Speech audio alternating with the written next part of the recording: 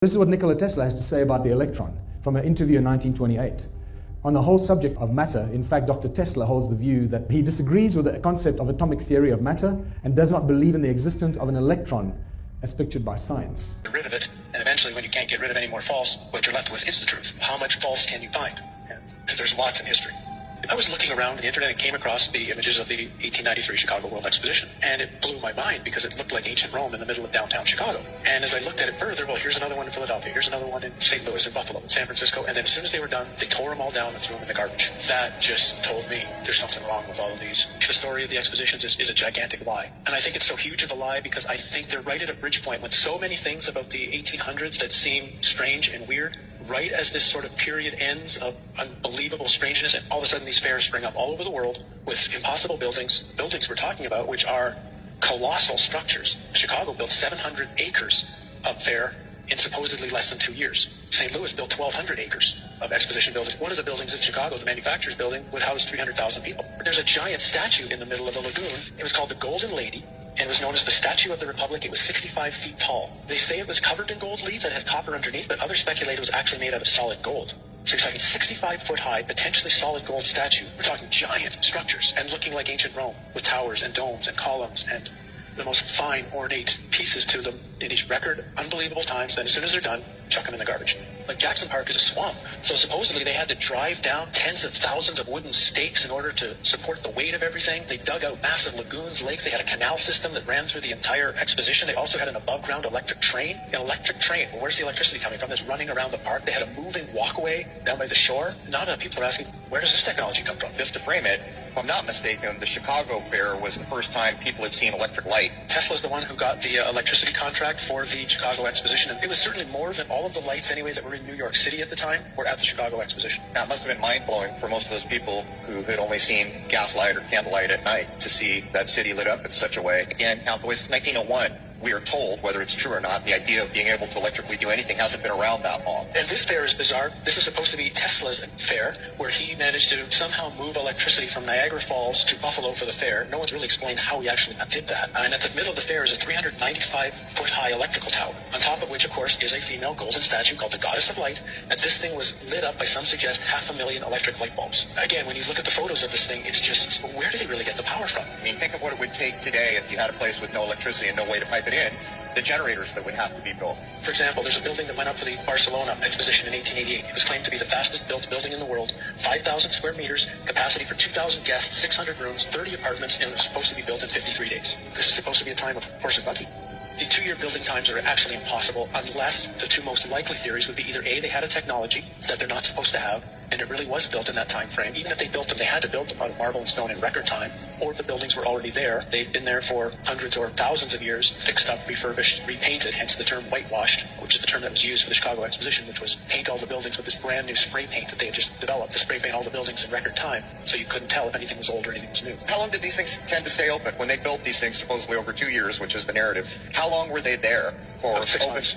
6 months for the public to come. And then what was amazing, for example, in St. Louis, 2 days after the fair ended, they brought in a demolition team from Chicago with explosives and blew the thing up. They actually used dynamite to blow it up, and they say threw it in landfills. Things like the World Fairs shows there was a time in our past, and even not that far in our past, where humans seemed to be at a completely higher level. Human living and human knowledge were constructed into the buildings using cymatics, using sacred geometry. These fairs, they're so important to study because the history that we know right now as history was invented at the time these fairs were going on. One of their underlying nefarious purposes was to teach a historical narrative to the population that they were supposed to believe and agree with.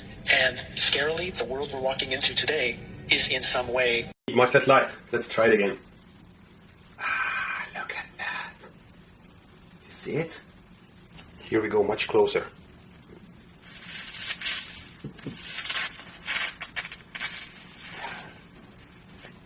My syringe melted. Sealed again. Let's try it. See, it's beautiful. Seems like electrons travel easier and further in vacuum. Can't get enough of this. Look at that. In the late 1870s, electricity was first introduced in New York. Edison's incandescent lamp sparked an unprecedented demand for electricity. and his direct current power plant on Pearl Street in Lower Manhattan was quickly becoming a monopoly. Single poles carried dozens of crooked crossbeams supporting sagging wires on the streets, and exposed electrical wiring was a constant danger. Unwary children would scale the poles only to meet an untimely electrical death. In fact, Brooklyn residents became so accustomed to dodging shocks from electric trolley tracks, they named their baseball team the Brooklyn Dodgers. However, despite the risks, wealthy New Yorkers rushed to have their homes wired, including a certain banker named J.P. Morgan who had invested heavily in Edison. This was the situation when the 6'4" immigrant from Eastern Europe walked into Edison's office. Tesla handed Edison his letter of recommendation, which read, "My dear Edison, I know two great men and you are one of them. This young man is the other." Tesla then went on to describe his engineering work and plans for an alternating current motor. Now, Edison knew little about alternating current and had no desire to learn more. In fact, Edison perceived AC power as a threat. But there was something different about Tesla, and Edison hired him right away to improve his DC generation plants. Tesla claimed Edison promised him $50,000 if he succeeded, possibly thinking it was an impossible task. However, the prospect of so much money was great motivation for the poor immigrant. Tesla and Edison shared a genius trait in that neither of them seemed to require much sleep. Edison could go on for days catnapping on a sofa in his office. Tesla claimed that he worked from 10:30 a.m. to 5 a.m. the next day at the Edison Machine Works. Tesla claimed that even in his old age, he only slept 2 or 3 hours per night. The resemblance ended there, though. Tesla relied on flashes of inspiration, visualizing the invention in his mind in minute detail before proceeding to the construction stage. Edison was a trial-and-error man who defined invention as 5% inspiration and 95% perspiration. Edison was a self-taught artist. Tesla received his formal education in Europe. It was only a matter of time before the differences became a source of contention. Tesla announced the completion of his work several months after Edison hired him. When Tesla asked to be paid, Edison was taken aback. He explained that the $50,000 offer was made in jest.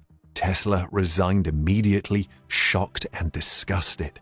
Out of work and broke, Tesla turned to menial jobs. But word soon spread that a foreigner with unusual talent was digging ditches to survive. Investors approached Tesla and requested that he develop a better method for arc lighting. Despite the fact that this was not the opportunity he had hoped for, the group agreed to finance the Tesla Electric Light Company. Tesla got to work and created a one-of-a-kind arc lamp with beautiful design and efficiency. Unfortunately, Tesla was out of his depth in the financial aspects. All of the profits went to the investors, leaving Tesla with a pile of worthless stock certificates. But his fortunes were about to change. Mr. A.K. Brown of Western Union agreed to invest in Tesla's AC motor concept. Tesla quickly developed all of the components for the system of AC power generation and transmission that is used universally throughout the world today in a small laboratory just a short distance from Edison's office. During this time, Tesla described the incredible way he worked. He said, "The motors I built there were exactly as I imagined them. I made no attempt to improve the design, instead simply reproducing the images as they appeared to my eyes, and the operation always worked as expected." The struggle to create his motor was over. However, the battle to commercialize it was just getting started.